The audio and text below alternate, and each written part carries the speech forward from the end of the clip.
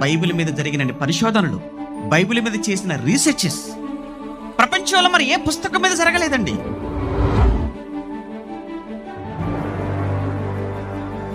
Bible పై జరిగిన దాడులు ప్రపంచంలో మరి ఏ గ్రంథం మీద కూడా జరగలేదు. దాడులు చేసినా, అడ్డుకున్నా, అడ్డుపడాలనుకున్నా వాళ్ళంతా ఏమైపోయారో తెలియదు.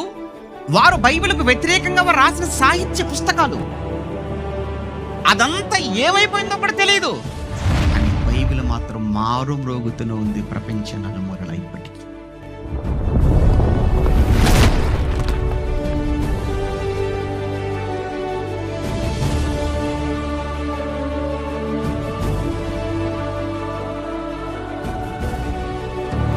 ఉందండి బైబిల్లో, ఎవరో ఉన్నారని దీని వెనకాల. నేను చెబుతుంది కథ కాదు, మీరు సెర్చ్ చేయండి, మీరు చరిత్ర చదవండి.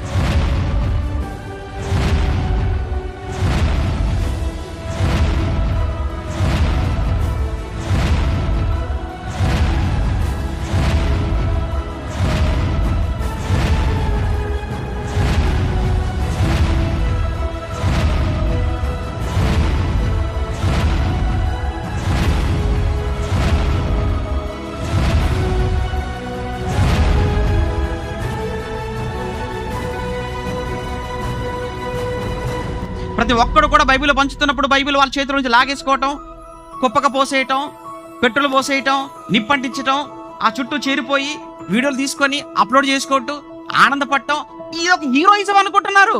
ఎవరితో మీరు పెట్టుకునేది?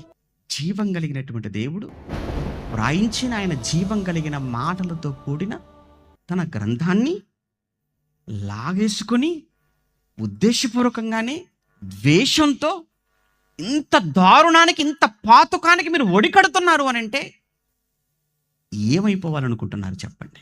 ఏమండి, ఇక్కడ మీరు ఒక 100 బైబిల్ కాల్ చేశారనుకోండి, అక్కడ 1,00,000 బైబిల్ రెడీ అయిపోయాయి. అక్కడ మీరు ఇక్కడ 200 బైబిల్ మీరు కాల్ చేశారనుకోండి, అక్కడ 2,00,000 బైబిల్ ప్రింట్కి రెడీగా ఉన్నాయి, ప్రింట్ అయిపోయి. అయినా మీరు వీటిని కాల్చగలరేమో కానీ మనుషుల గుండెల్లో ఉన్న యేసుక్రీస్తుని మీరు తీసేయగలరా చెప్పండి? నెవర్. It's impossible. సాధ్యమయ్యేది కాదది.